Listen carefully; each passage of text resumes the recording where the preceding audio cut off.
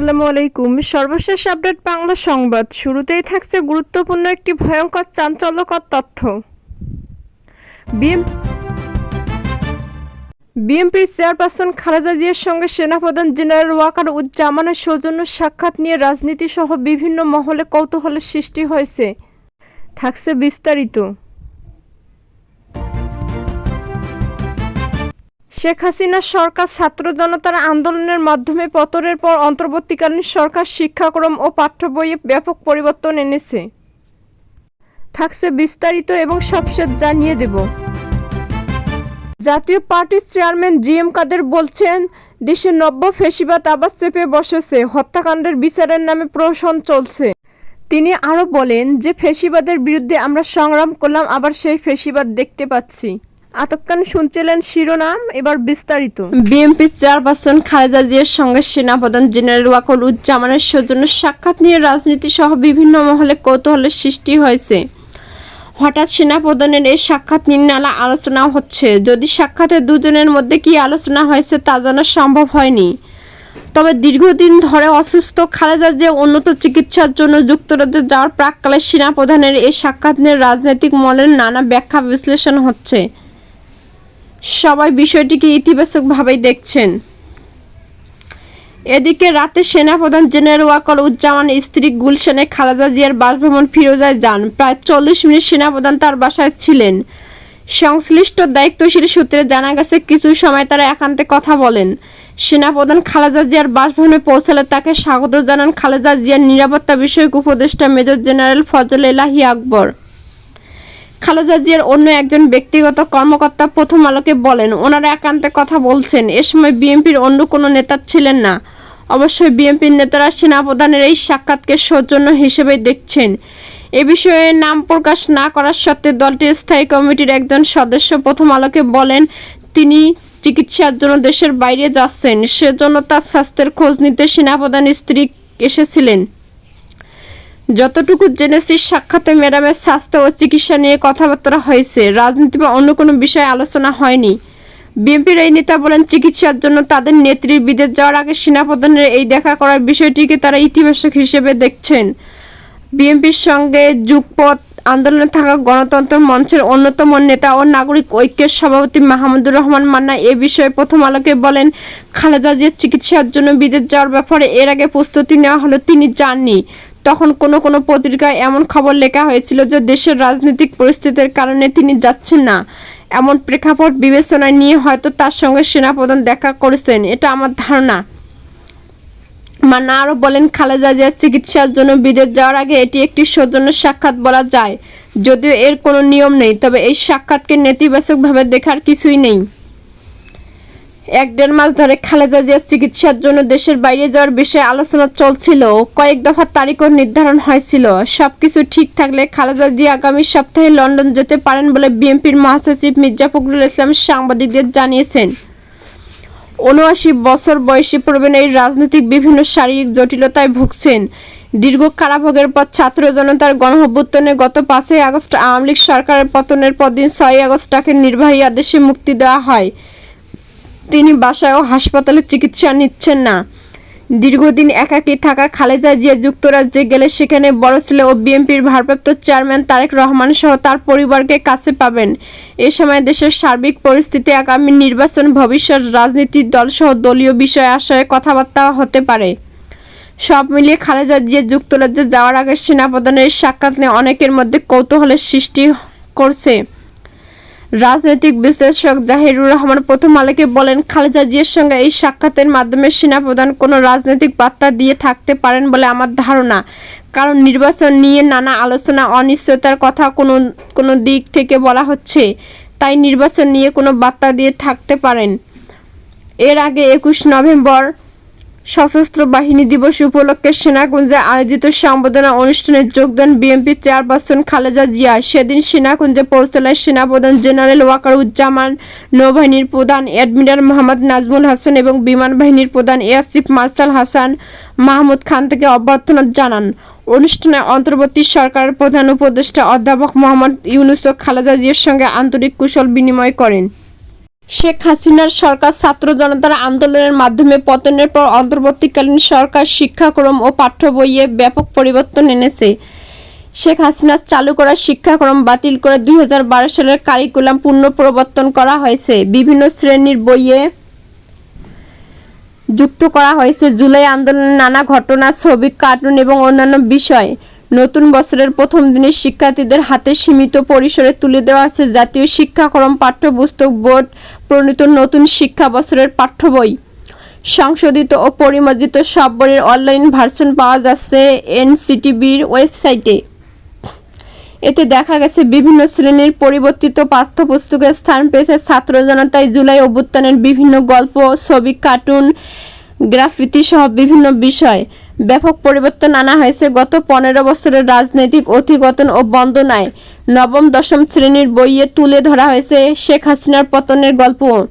এই দুই শ্রেণীর বাংলা সাহিত্য বইয়ে স্থান দেওয়া হয়েছে আমাদের নতুন গৌরবগাথা অধ্যায়।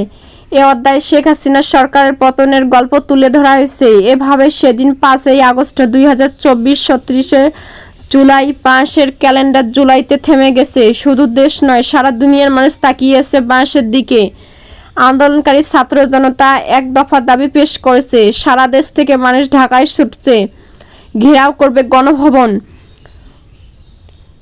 মূলোৎপাটন করবে শাসন ক্ষমতা আঁকড়ে থাকা ফ্যাসিবাদী শাসককে। কারফিউ উপেক্ষা করে ঢাকার উত্তরার পথে মানুষের দেখা মিলল। যাত্রাবাড়ির দিকে মানুষ জড়ো হতে থাকলো, ধীরে ধীরে নামলো মানুষের ঢল। জনতা গণভবনে পৌঁছে যায় দুপুর নাগাদ। পতন অত্যাসন্ন টের পেয়ে স্বৈরাচার সরকার প্রধান পালিয়ে যান দেশ ছেড়ে। অধ্যায়টিতে আরও বলা হয়, 2024 সালের শুরুতে প্রহসনের নির্বাচনের মাধ্যমে ক্ষমতা দখল করে সরকার। উঠে আসা হাসিনা সরকার উৎখাতে বিভিন্ন বেসরকারি বিশ্ববিদ্যালয়, স্কুল, কলেজ, মাদ্রাসার শিক্ষার্থীদের অবদানের কথাও সেখানে বলা হয়। সরকার ঢাকা বিশ্ববিদ্যালয়ের হলগুলো বন্ধ করে দেওয়ার পর আন্দোলন কর্মসূচি গতি হারাতে পারত, কিন্তু বিভিন্ন প্রাইভেট বিশ্ববিদ্যালয়, স্কুল, কলেজ ও মাদ্রাসার শিক্ষার্থীরা তখন ব্যাপকভাবে এগিয়ে আসেন। আমাদের নতুন গৌরবগাথা অধ্যায়টিতে উঠে এসেছে আওয়ামী লীগের আমলের দীর্ঘ দুঃশাসনের কথাও। সামান্য দাবির কারণে নির্বিচারে নির্যাতন আর গুম খুন করা হয়েছে বলে উল্লেখ করা হয়েছে। এতে যুক্ত করা হয়েছে বছরের পর বছর ব্যাংকসহ বিভিন্ন আর্থিক প্রতিষ্ঠান লুট হওয়ার কথাও। এতে আরও বলা হয়েছে, সাবেক সরকারের দানবীয় শাসন চালানোর জন্য প্রধান অবলম্বন ছিল মুক্তিযুদ্ধের গল্প, কিন্তু লোকে দেখল হাজার সার্টিফিকেটধারী মুক্তিযোদ্ধার জন্ম হয়েছে মুক্তিযুদ্ধের পরে।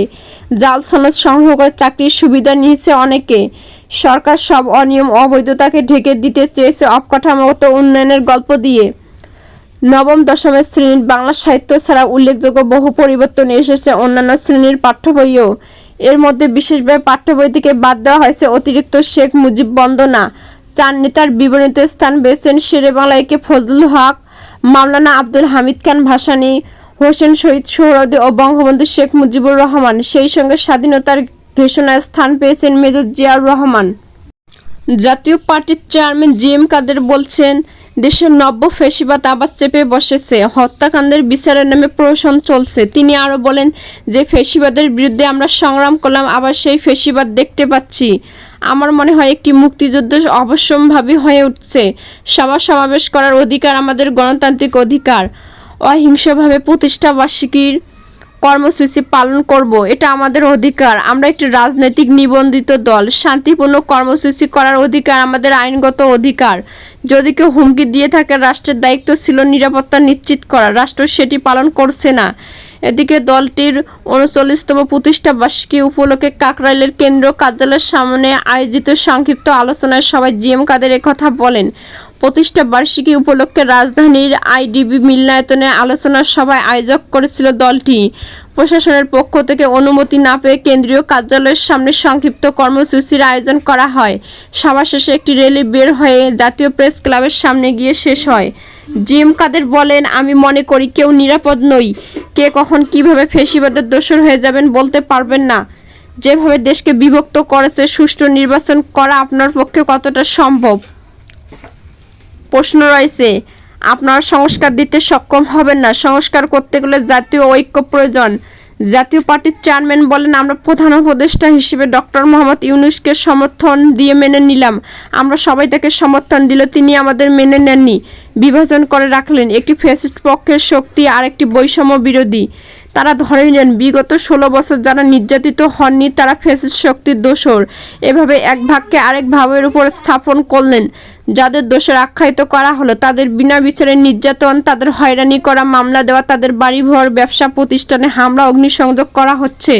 জিএম কাদের বলেন, আমরা আশা করেছিলাম পরিবর্তিত পরিস্থিতিকে সবাইকে নিয়ে বসে দেশ পরিচালনা করবে অন্তর্বর্তীকালীন সরকার, কিন্তু বিভাজন তৈরি করা হচ্ছে। আমাদের দেশে কোনো সরকার ক্ষমতা ছেড়ে যেতে চায় না। এর অন্যতম কারণ, কোনো সরকার ক্ষমতা ছাড়ার পর স্বাভাবিকভাবে বেঁচে থাকতে পারে না। তিনি বলেন, জাতীয় ঐক্যের নামে নিবন্ধিত 48 দলের মধ্যে 18টি দলকে বৈঠকে ডাকলেন, 30টি দলকে বাদ দিলেন। প্রায় 50% জনগোষ্ঠীকে বাইরে রেখে ঐক্য হয় না। আমরা সবাই সহযোগিতা করার পর ডাকা হলো না। সম্পূর্ণ বেআইনিভাবে জাতীয় পার্টির গণতান্ত্রিক অধিকার বাধাগ্রস্ত করা হচ্ছে। সভা সমাবেশ করতে দেওয়া হচ্ছে না। আমাদের একজন প্রেসিডিয়াম সদস্য 3 মাস ধরে কারাগারে, আরেকজন নেতাকে মিথ্যা হত্যা মামলা দিয়ে আটকে রাখা হয়েছে। আমাদের নেতাকর্মীদের উপর অত্যাচার অনাচার করা হচ্ছে। আমরা এটাকে ফ্যাসিবাদ দেখছি। নব্য ফ্যাসিবাদ মাথাছড়া দিয়ে উঠছে। আমার মনে হয় আরেকটি আন্দোলনের ক্ষেত্র প্রস্তুত হচ্ছে। জিএম কাদের বলেন, বলা হচ্ছে আগে আমরা হত্যার বিচার করব, তারপর নির্বাচন। দেশে হত্যার বিচারের নামে প্রহসন করা হচ্ছে। তারা যাদের দোষর মনে করছে তারা নামে মিথ্যা মামলা দেওয়া হচ্ছে। বিচারের ক্ষেত্রে বলা হয় 10 জন দোষী ছাড়া পেরে গেলে একজন নির্দোষ লোক যেন সাজা না পায়। আমরা দেখছি উল্টো, প্রতিহিংসার আগুন ছড়িয়ে দেওয়া হচ্ছে, প্রতিপক্ষকে ফাঁসানো হচ্ছে। আশঙ্কা নয়, প্রতিপক্ষকে নির্মূল করাই সমাধান। তাহলে কি 50 ভাগ লোককে নিশ্চিহ্ন করা হবে? তাদের যেনতেনভাবে ফাঁসি দেওয়া হবে? পাকিস্তান চেয়েছিল, তারা পারেনি। রাজনৈতিক প্রতিপক্ষকে ব্যক্তিগত শত্রুতার পর্যায়ে নিয়ে যাওয়া হচ্ছে। এসব বিচার করতে 5 থেকে 10 বছর সময় লাগতে পারে। হত্যার বিচার বলে কালক্ষেপণ করার কোনো সুযোগ নেই। এ সময় পার্টির মহাসচিব মুজিবুল হক চুন্নু বলেন, আমরা শান্তিতে বিশ্বাসী। সভা করার জন্য ডিএমপির কাছে আবেদন দিয়েছিলাম, তারা মৌখিকভাবে অনুমতি দেয়, পরে অনুমতি বাতিল করা হয়। 1000 ছাত্র জনতার জীবন দিয়েছে গণতন্ত্রের জন্য।